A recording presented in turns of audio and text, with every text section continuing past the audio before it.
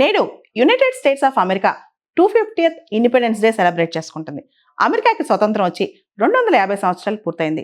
సరిగ్గా ఇదే రోజున అంటే 4వ తారీఖు 1776లో అమెరికా స్వతంత్రాన్ని డిక్లేర్ చేసుకుంది.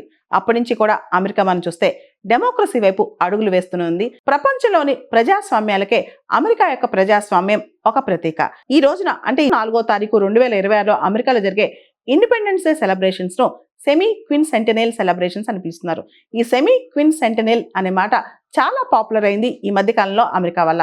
అసలు ఏంటి సెమీ క్విన్ సెంటెనియల్? సెమీ క్విన్ సెంటెనియల్ అనే పదం లాటిన్ భాష నుంచి వచ్చిందనమాట. సెమీ అంటే హాఫ్, క్విన్ అంటే 5, సెంటెనియల్ అంటే 100. ఇక్కడ 500లో హాఫ్ అంటే 250 years, 250 సంవత్సరాలు అనమాట. అమెరికా ఇప్పుడు 250th ఇండిపెండెన్స్ యానివర్సరీ జరుపుకుంటుంది కాబట్టి దీన్ని సెమీ క్విన్ సెంటెనియల్ సెలబ్రేషన్స్ అని పిలుస్తున్నారు అమెరికాలో. అమెరికాని ల్యాండ్ ఆఫ్ ఆపర్చునిటీ అని పిలుస్తారు. Life, Liberty and pursuit of happiness అనేది వాళ్ళ రాజ్యాంగంలోని ప్రియాంబుల్, ప్రవేశికలో ఉంటుంది అనమాట. మనందరూ తెలుసు మెటీరియలిస్టిక్ థింగ్స్, మనుషులు ఎంతవరకు స్ట్రెచ్ అవ్వచ్చు, మెటీరియలిజంలో ఎంత దూరం మనుషులు కంఫర్ట్స్ పెంచుకోవచ్చు అనేది అమెరికా మనకు చూపించింది. అమెరికా అనేది బేసికల్గా ఇమిగ్రెంట్స్ బేస్డ్ ఎకానమీ అనమాట.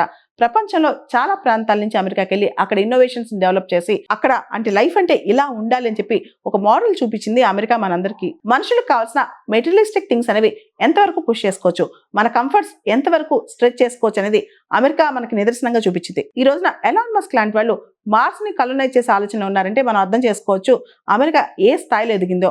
అమెరికా ఐఫోన్ నుంచి, మైక్రోసాఫ్ట్ నుంచి ఒకటా రెండా అమెరికా మానవాళికి చాలా ఇచ్చింది.